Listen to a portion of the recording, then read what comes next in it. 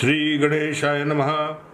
जय जयाजी उदार कीर्ती, जय जयाजी प्रताप ज्योती, जय जयाजी हे गणपती गौरीपुत्रा मयुरेश्वरा। कार्यारंभी तुझे स्मरण करीता आले जन, मोठ मोठाले विद्वान साधू संत सत्पुरुष। तुझ्या कृपेची अगाध शक्ती विघ्ने अवघी भस्म होती। गुरुर्ब्रह्मा गुरुर्विष्णू गुरुर्देवो महेश्वरः, गुरु साक्षात परब्रह्म तस्मै श्री गुरुवे नमः। अचिंत्य जगता प्रती कृती तुझी न कोणा कळे, असो खलही केवढा तव कृपे सुमार्गी वळे। उणे पुढतीये तुझ्या खचित रत्न चिंतामणी, श्री सतत माझिया वरद हस्त ठेवा धणी। सद्गुरु श्री गजानन महाराज की जय। शेगावीचा गजानन राणा, गजानन माऊली केवळ एवढं नामस्मरण उच्चारलं की आपोआप शरीरावर रोमांच निर्माण होते, डोळे भावपूर्ण होऊन पाझरू लागतात, कंठ दाटून येतो आणि मन शरीर बुद्धी महाराजांच्या चरणी लीन होण्यास आतुर होते। अशा महाराजांचं गुणगौरव करण्याचं, गुणवर्णन करण्याचं परम भाग्य आपल्या सगळ्यांच्या वतीने मला प्राप्त झालाय। ही महाराजांची असीम कृपा आहे। शेगाव इथून आपण सुरुवात करूया। महाराजांचं प्रथम दर्शन जनता जनार्दनाला याच गावी झालं। शेगावचं पौराणिक काळातलं नाव होतं शृंगपूर किंवा शृंग गाव। शुंग ऋषींनी स्थापन केलेलं असं हे गाव, असा पौराणिक दाखला या गावाच्या मागे आहे। आणि त्याचबरोबर गावाचं पालन करता, रक्षण करता म्हणून या गावात शिवाची प्रतिष्ठापना झाली, शिव मंदिर निर्माण झाली। आपल्या पोथीतील उल्लेख आहे पुढे की मोठे सावकारांनी या शिवमंदिराचा जीर्णोद्धार केला। मूळ शृंग ऋषींनी स्थापन केलेलं शिवमंदिर म्हणून या गावाचं नाव अजून एक पडलं शिवगाव। आणि या शिवगावाचा अपभ्रंश होत, या नावाचा अपभ्रंश होत शिवगाव शिवगाव शिवगाव शेगाव शेगाव असं शृंग ऋषींचं शेगाव एक उत्कृष्ट विदर्भातली बाजारपेठ असलेलं खामगाव तालुक्यातलं बुलढाणा जिल्ह्यातलं हे गाव। परंतु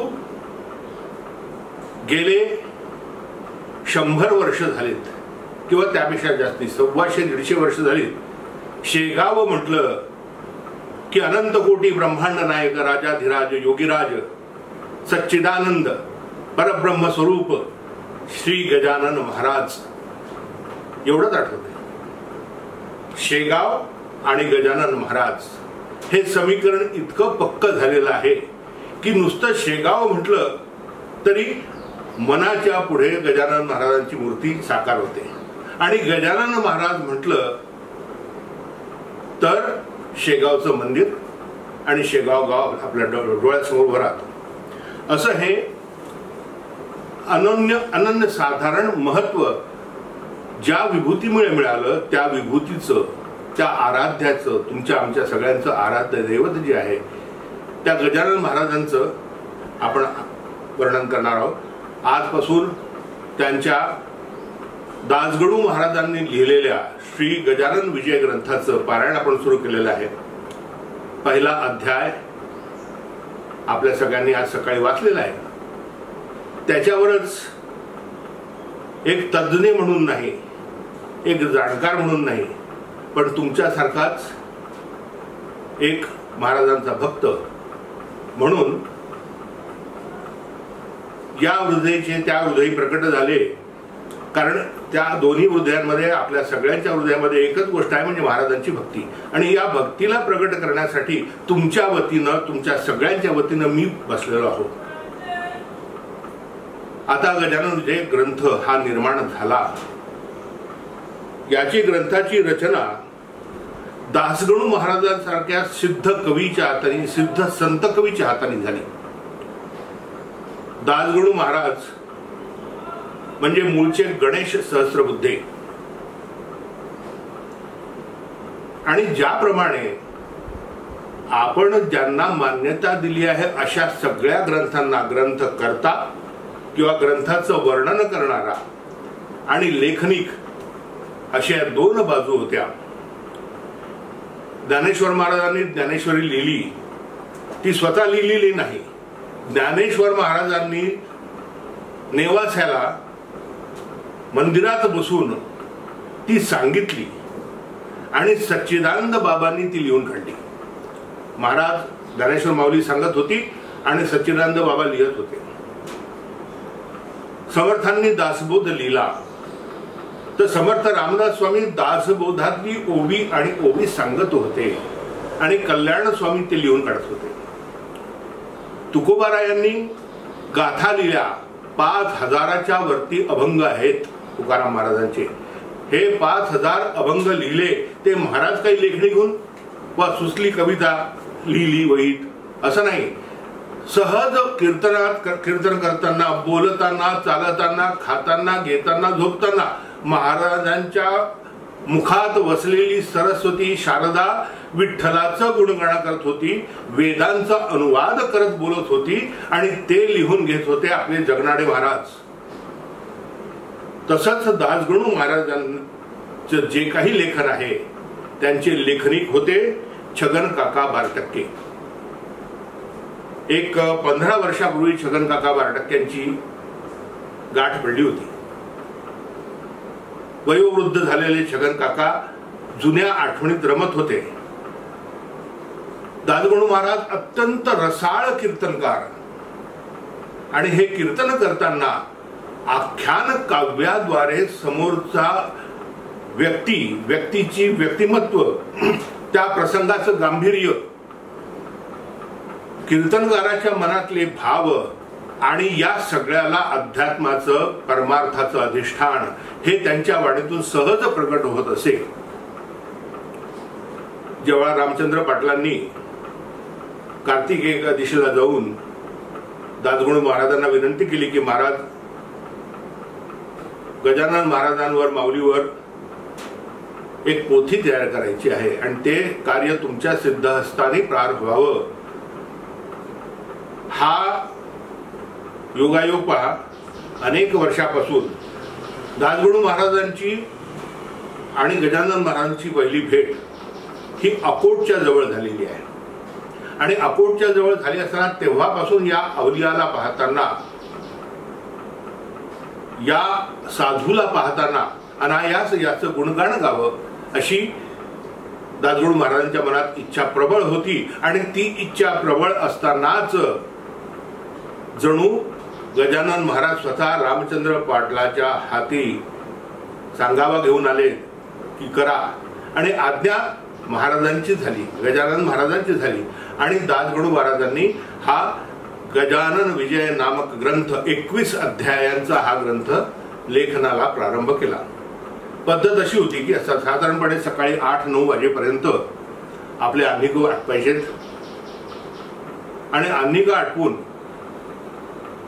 खाली पंचावजा धोतर नेसलेले, वरती उघडे बंब आणि एका खांद्यावर उपरणं टाकलेले असे दासगणू महाराज ओसरीत एक जो तीर्थ दाखवलाय, प्रसाद दाखवलाय, तो एक दुधाचा ग्लास, हा दुधाचा पेला प्राशन करायचे आणि बाहेर ओसरीमध्ये येरझारा करत एक टाकी, कुठेही दुरुस्ती नाही, कुठेही खोडातोड नाही, असा हा 21 अध्यायांचा श्री गजानन विजय ग्रंथ महाराजांनी डिक्टेट केला, निवेदन केला आणि छगन काका बारटक्क्यांनी लिहून काढलेला आहे.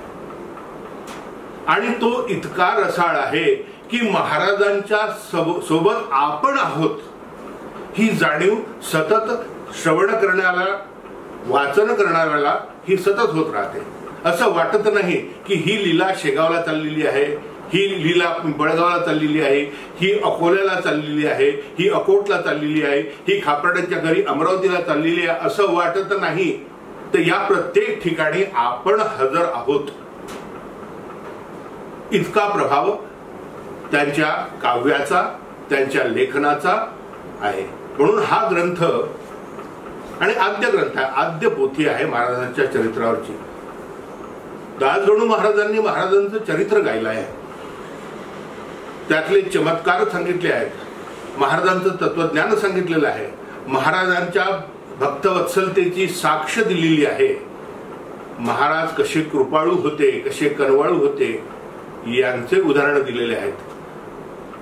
त्यांच्या ओवीचा अर्थ कसा काढायचा आणि आजच्या परिस्थितीत तो अर्थ लावून आपल्या आयुष्यात बदल करायचा हे आवश्यक आहे. अवगुण त्यागिता जाती, उत्तम गुण अभ्यासिता येती असं समर्थ म्हणतात. आपल्यातले अवगुण महाराजांचं चरित्र वाचताना कमी व्हावेत आणि उत्तम गुण आपल्या अंगी बाणावेत आणि महाराजांची सेवा करताना एक उत्तम सज्जन सत्पुरुष आपला व्हावा, आपलाही नराचा नारायण व्हावा, या उद्देशाने आपण ग्रंथाचं पठण करायचं. ही ग्रंथ नव्हे, हा ग्रंथ आहे, ही कादंबरी नाही असं दासगणू महाराज सांगतात. ही कादंबरी नाही आहे. चरित्र लेखनात दोन प्रकार असतात, चरित्रलेखन, कादंबरी. इथे कल्पनेचा जास्ती वापर असतो आणि कल्पनेचा वापर असल्यावर चरित्र नायकाला अधिक उदात्त करण्यासाठी काही खोट्या, काही नाट्या, काही रचना या त्या ग्रंथकाराला कराव्या लागतात. इथे दासगणू महाराज म्हणतात, शेगावचे मठात काही होते कागदपत्र, ते रतन साने मजप्रत आणून या दाखविले, त्याच्या आधारे ग्रंथ लिहिला, कल्पनेचा उपयोग केला. कल्पनेचा उपयोग नाही, जी गोष्ट लिहिली आहे ती महाराजांच्या जीवनात घडलेली आहे, त्याचे कागदपत्रांचे पुरावे त्या काळी दासगणू महाराजांना मिळाले आणि म्हणून इसवी सन 1939 वर्ष प्रतिपदा म्हणजेच गुढीपाडवा शके 1861 साली हा आपला सगळ्यांचा लाडका, अत्यंत श्रद्धास्थान असलेला हा गजानन विजयन ग्रंथ हा दासगणूंच्या रूपाने महाराजांचा प्रसाद म्हणून आपल्या सगळ्यांना प्राप्त झालेला आहे. एवढी प्रास्तावना मला वाटते पुढे रोज थोडी थोडी प्रास्तावना होणारच आहे. थोडं मागे जात, थोडं पुढे जात आपण या चरित्र ग्रंथाचं रहस्य माझ्या मनाला जे पटलं आणि आजच्या परिस्थितीत ते कसं लागू पडायचं या दृष्टीने आपण तो विचार करणार आहोत. पहिला अध्याय आज सगळ्यांनी वाचला. पहिल्या अध्यायामध्ये जवळपास 30-32 ओव्या या मंगलाचरणाच्या ओव्या आहेत, देवता स्तवनाच्या ओव्या आहेत. 150च्या जवळपास ओव्या, त्यातल्या 30-35 ओव्या या स्तवनाच्या ओव्या आहेत. आणि देवता स्तवन कोणाकोणाचं करावं हो दासगणू महाराजांनी? तर गणपती, आद्य देवता, आदिमाया सरस्वती, पांडुरंग, भवानीवर गंगाधर शंकर, दासगणू महाराजांची कुलदेवता कोल्हापूरची अंबाबाई, महालक्ष्मी, तुळजाभवानी, दत्तात्रेय इत्यादी सर्व देवतांना वंदन करून या ग्रंथरचनेसाठी आशीर्वाद पहिले मागितले आहेत. एवढ्यावरच ते थांबले नाही, तर शांडिल्य, वसिष्ठ, गौतम, पाराशर, शंकराचार्य या ऋषीवरांना त्यांनी आवाहन केलेलं आहे. त्यांचे सद्गुरू दासगणू महाराजांचे साईबाबा, वामनशास्त्री पंडित यांचाही उल्लेख करायला ते विसरले नाहीत. आणि ओवी क्रमांक 30 पर्यंत आणि शेवटी महाराजांनाच अनन्य शरण गेलेले आहेत. सगळं कर्तृत्व सोडलेलं आहे. अनन्य जाणे म्हणजे अन्याश्रयाणाम त्यागो अनन्यता असं देवर्षी नारद भक्तिसूत्रात सांगतात की सगळे आश्रय सोडायचे आणि फक्त सद्गुरूचा आश्रय ठेवायचा. तेच तत्व इथे दासगणू महाराजांनी अवलंबलेलं आहे. लेखणी काढी अक्षर परी तो तिच्यात नाही जोर, ती निमित्ता कारण लेखन रूपी कार्याला. हे जे लेखन झालेले आहे तिथे मी लेखणी आहे. मला धरणारा हात हा साक्षात महाराजांचा आहे. त्यांचीच कृपा असल्यामुळे आज त्यांचंच चरित्र त्यांच्याच प्रेरणेने मी लिहितो आहोत असं स्पष्ट उल्लेख करतात. आणि त्यानंतर तुमच्या माझ्यासारख्या श्रोत्यांना सावध करतात, सावधगिरीचा इशारा देतात. आता श्रोते सावधान, संत कथेचे करा श्रवण, करोनिया एकाग्रमण, निज कल्याण व्हावया. म्हणजे पहिल्या अध्यायातल्या 32व्या ओळीत दासगणू महाराज श्रोत्यांना सावध करतात आणि भक्तीच्या पहिल्या पायरीवर नेऊन उभे करतात. भक्ती म्हणजे नवविधा भक्ती.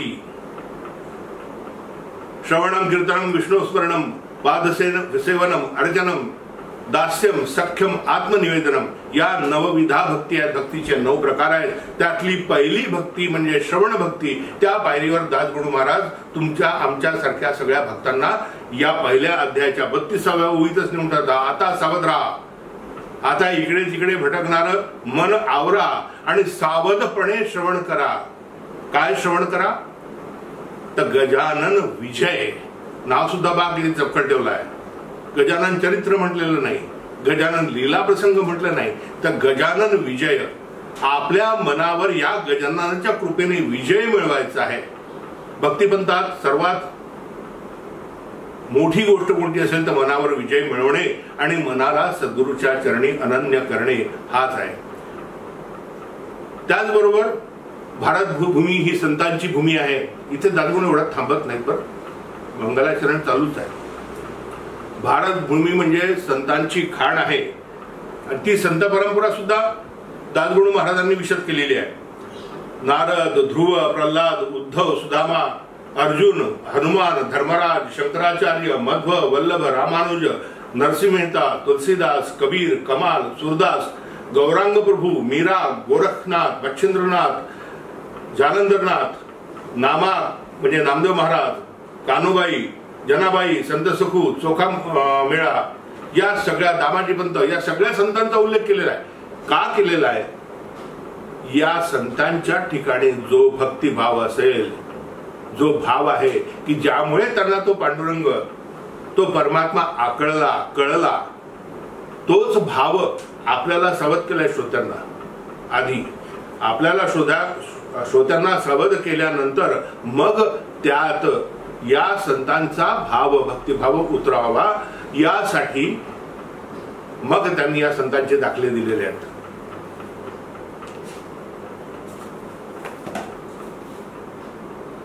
दासगणूंची मगाशी सांगितले की दासगणूंची पहिली भेट ही अकोटच्या संधीत झाली होती आणि त्या अकोटच्या भेटीचा इतका मनावर प्रभाव झाला होता, इतकी भक्ती जागृत झाली होती. दुसरं म्हणजे शिर्डीचे साईबाबा यांचा सहवास दासगणूंना फार त्यांच्यातलं परिवर्तन करून देणार. अगदी पूर्वायुष्य पाहिलं दासगणू महाराजांचं तर या दासगणू महाराजांच्या पूर्वायुष्यात अनेक गोष्टी आहेत, काही चांगल्या काही वाईट. अत्यंत शूर वीर होते, पण अत्यंत मुक्त संचार करणारे सर्वसामान्य जीव. वाड्याचा वाल्मिकी होतो म्हणतात, तसंच गणेश सहस्त्रबुद्धेचा दासगणू महाराज झाले आहे. पूर्वचरित्र ज्यांनी वाचलं असेल नाही तर अवश्य वाचावं. जितकं जास्ती माहिती मिळेल तितकं त्या व्यक्तीबद्दलची श्रद्धा, भक्ती आपली जागृत होते आणि मग त्यांनी सांगितलेल्या गोष्टीवर विश्वास बसतो. या विजय ग्रंथात आदर्श का म्हणायचं? अहो, गेल्या 4 पिढ्या दासगणू महाराजांची भक्ती करतायत. मला आठवते की माझी पणजी गजानन महाराजांची हीच पोथी वाचायची. श्री गजानन विजय ग्रंथ. माझ्या दोन्ही आज्या म्हणजे आईची आई आणि वडिलांची आई हे सुद्धा याचेच पारायण करायची. अनेक संकटकाळी त्यांना एकमेव आधार वाटायचा तो गजानन महाराजांचा आणि विजय ग्रंथाचा.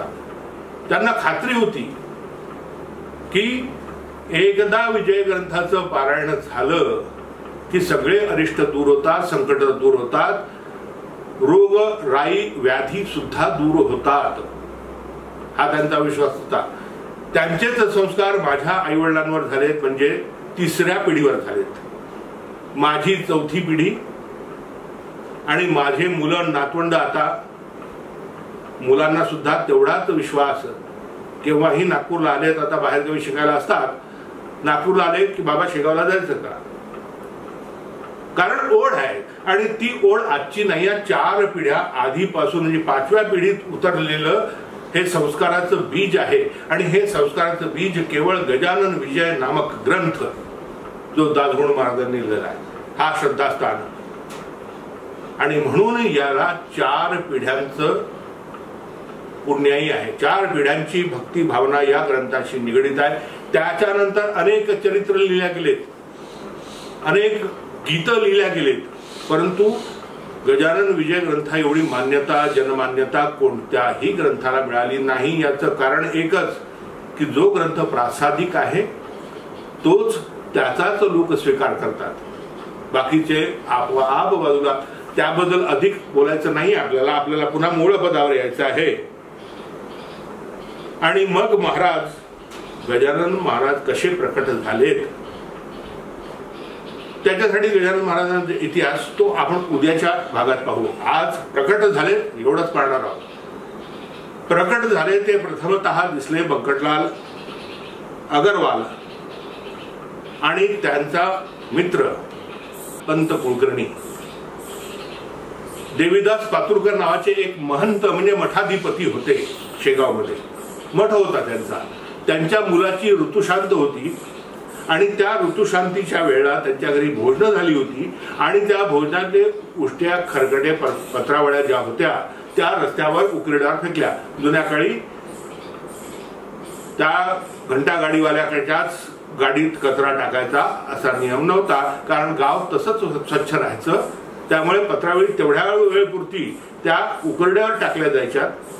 आणि त्या ठिकाणी सर्वतः प्रथम एक युवा अवस्थेतले, आपण गजानन महाराजांच्या पोथीत बाल्य अवस्थातले पाहतो, त्यावेळेला महाराज युवक होते, म्हणजे साधारणपणे 24 ते 28 या वयोगटातले महाराज असतील. आणि महाराज तिथे एक एक शीत, त्या पत्रावळीतलं शीत पाहायचं तोंडात टाकायचं, शीत पाहायचं तोंडात टाकायचं, शीत पाहायचं तोंडात टाकायचं, असा प्रकार तिथे चाललेला होता. तिकडून अनेक लोक, हमरस्ता होता शेगावचा त्या काळचा, ज्याला आपल्या आजच्या भाषेत मेन रोड म्हणतात, त्या मेन रोडवर या देवीदास पातुरकरांचा वाडा, त्या वाड्याच्या बाहेर उकिरड्यावर बसलेले महाराज. 12 वाजताची वेळ मध्यान्नीची, ज्या वेळेला प्रभू रामचंद्र जन्मले, ज्या वेळेला समर्थ रामदास स्वामी जन्मले, 12 वाजताची वेळ दुपारची पकडली त्यांनी धरली होती. तर असं माघ वद्य सप्तमी शके 1800 म्हणजे इसवी सन 1878 23 फेब्रुवारी या दिवशी त्यांचं प्रथम दर्शन अनेक लोकांना झालं असेल, पण लक्षात कोणाच्या आलं तर बंकटलालाच्या आणि काशीनाथ पंत कुलकर्ण्यांच्या. जाता जाता हे थबकलेत, पाहिलं की एक अत्यंत तेजपुंज माणूस तिथे उकिरड्यावर बसून एक एक शीत वेचून खातोय. जुना काळ होता, त्यांनी म्हटलं हा भिकारी जर असेल तर तो त्या पातुरकरांच्या दारा उपाशी उभा राहील, ओम भिक्षान देई म्हणेल, भीक मागेल आणि एक ताट मिळवून स्वतः खात बसेल. पण हा माणूस भीक मागायला तयार नाही आहे. हा खाली मुंडी घातलेली आहे आणि एक एक शीत तोंडात टाकतो आहे. त्याला चव कशाची ती उरली नाही. आणि एकंदर व्यक्तिमत्व पाहिलं तर लक्षात आलं, नासाग्र दृष्टी मुद्रा शांत, तपोबल अंगी झळकत, वर्णन किती करावे, मूर्ती अवघी दिगंबर, भाव मावळला आपपर, आवड निवड साचार, राहिलं न जवळी त्याच्या. असे कशाची आवड निवड नाही असा एक तेजपुंज व्यक्ती बसलाय. आणि मग बंकटलाल अगरवाल पुढे गेला आणि त्याने विचारलं, महाराज भूक लागली आहे का तुम्हाला? मग तुम्हाला ताट आणून देऊ का? यांनी फक्त वरती पाहिलं त्या बंकटलालाकडे आणि थोडस स्मित केलं. बंकटलालांनी आपले सहकारी जे होते त्यांना आतमध्ये पाठवलं. देवीदास पातुरकरांकडनं एक पूर्ण ताट भरून पूर्ण अन्न आणलं आणि ते महाराजांसमोर ठेवलंय. महाराज आतमध्ये चालता का? नाही, बोलायलाच तयार नाहीत ना महाराज. ते आपले एक एक शीत उचलून खात होते. समोर आणून ताट ठेवलं. महाराजांनी सगळ्या ताटाचा काला केला, सगळं एकत्र कालवलं आणि खाऊन टाकलं. महाराजांची एवढी कृती आणि एवढं प्रगट होण्याचं साधन आहे. ही कृती काय दर्शवते हो? आपण तुम्ही आम्ही काय विचार करावा? मला तर ज्या वेळेला महाराज ना ताट दिलं, सगळं एकत्र केलं आणि सगळं खाऊन घेतलं, त्यावेळेला फक्त एकच ओवी आठवली. दासबोध उत्तम पुरुष निरूपण दशक 12वा समास 10वा पहिली ओवी. आपण यथेष्ट जेवावे, उरले ते अन्न वाटावे, परंतु वाया दौडावे हा धर्म नव्हे. महाराजांना प्रकट होताच जो संदेश दिला आहे की अन्न हे पूर्ण ब्रह्म आहे, त्याचा अवमान करू नका. आपण पाळतो का? मी अनेक माझे मित्र नातेवाईक पाहिले की खूप मागून घेतात. विशेषतः लग्नाचं रिसेप्शन जेव्हापासून सुरू झालं तेव्हापासून मी कानाला खडा लावला की त्या रिसेप्शन मध्ये त्या गिद्ध भोजनात किंवा उत्थित भोजनासनात जायचं नाही. आपल्या ताटात मावते किंवा प्लेट मध्ये मावते न मावते एवढं ओढून घ्यायचं, वच वच वच वच खायचं आणि बाकीचं कचऱ्याच्या टोपलीत फेकून द्यायचं. हा अन्नाचा अपमान आहे, ब्रह्माचा अपमान आहे. हेच सिद्ध करायचं होतं महाराजांना. आपल्या घरी अन्न शिजलं, आपण पोटभर खावं. समजा उरलं तर ते वाटून द्यावं, दुसऱ्याच्या पोटी घालावं. दुसऱ्याच्या पोटी म्हणजे अनेक आहेत, जे उपाशी पोटी आहेत असे माणसं आहेत जगात. उपाशी आहेत असे पशु आहेत, गाय आहे, कुत्रा आहे, मांजर आहे, असे पक्षी आहेत, असे जलचर आहेत. म्हणून आपल्या जुन्या काळी अन्न उरलं तर ते फेकत नसत, उकरड्यावर तर फेकतच नसत. त्यांना पाण्यात सोडायचे की जेणेकरून ते माशांच्या पोटी जावं, जलचरांच्या पोटी जावं. अन्न कुठेही वाया जाऊ द्यायचं नाही, हे तत्व सांगतो. आपण किती लोकांनी आजपासून निश्चय करायचा हे ठरवा की ह्याच्यापुढे अन्नाचं एक शीत वाया जाऊ देणार नाही. आपल्याला लागेल तेवढं भरपूर खावं. जे उरलं सुरलं असेल ते आवश्यक असलेल्या लोकांना. अहो नाही, आपली संस्कृती हे सुद्धा नाही सांगत. आपल्या पोटभर खाण्याच्या ऐवजी आपल्या भाकरीतली अर्धी भाकरी समोरच्याला द्या, हेच आपली संस्कृती आपल्याला शिकवते आहे आणि तेच पाहिजे आहे. आणि हे जेव्हा आपण करू लागू तेव्हा महाराजांचा पहिला अध्याय वाचला आहे. बरं, त्यांना पाण्याबद्दल सुद्धा तत्वज्ञान पुन्हा सांगायला सुरुवात केली आहे महाराजांनी. आपण सगळ्या गोष्टींनी महाराजांचा विचार करणार आहोत की तत्वज्ञान कसं सांगितलं आहे. की जसं पाणी आणायला थांबा थांबा महाराज पाणी आणतो असं म्हणून काशीनाथ पंत हा पुन्हा आतमध्ये गेलाय, तर थंडगार माठातलं वाळा घातलेलं म्हणजे खस घातलेलं असं सुवासिक पाणी महाराजांसाठी तांब्या भरून आणलं.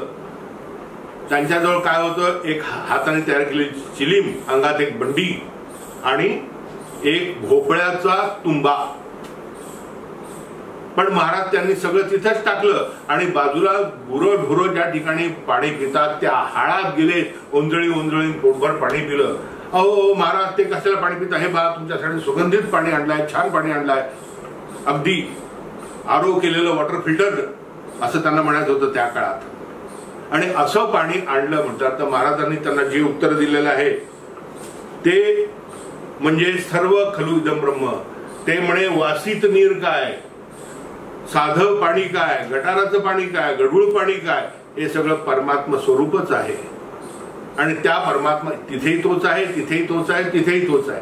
त्यामुळे कोणतंही पाणी पिलं, अहो काय सांगितलं, याच्यावरून बंकटलालाच्या लक्षात आलं की हा जो माणूस दिसतो हा सामान्य भिकारी नाही.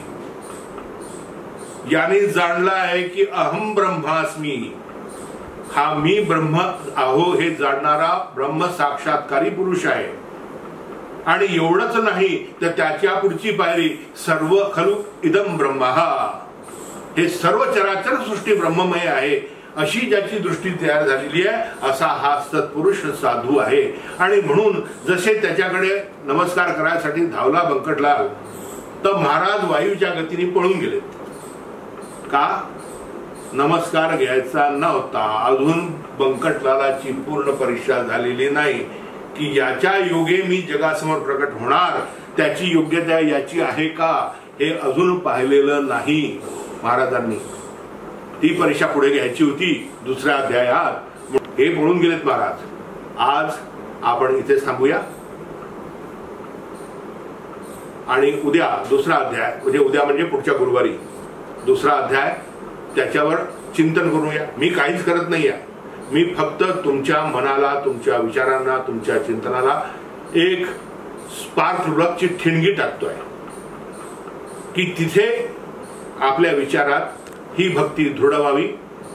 या गजानन भक्तीचा होम प्रकट व्हावा म्हणून एक ठिणगी तुमच्या विचारांमध्ये टाकणं एवढंच माझं कर्तव्य मी समजतो. तो महाराजांचा आदेश झाला. त्रिदेव माझ्याकडे आलेत आणि त्यांनी मला सांगितलं की हे करा. त्रिदेव म्हणजे आपले अविनाशजी, विलासजी आणि नरेंद्र कुलकर्णी. त्रिदेवांचा आदेश, महाराजांची इच्छा आहे असं मला जाणवलं आणि म्हणून या विषयावर कधी आधी बोललेलो नव्हतो. जी काही त्रुटी राहिल्या असतील, जे काही कमी राहिलं असेल तो माझा दोष आहे. जे आवडलं असेल ते महाराजांची तुमच्या मनातल्या भक्तीमुळे तुम्हाला आवडते आहे. म्हणजे शेवटी महिमा महाराजांचीच आहे. त्या माऊलीच्या चरणी आपण सगळेजण नतमस्तक होऊ आणि पुढच्या गुरुवारी भेटू.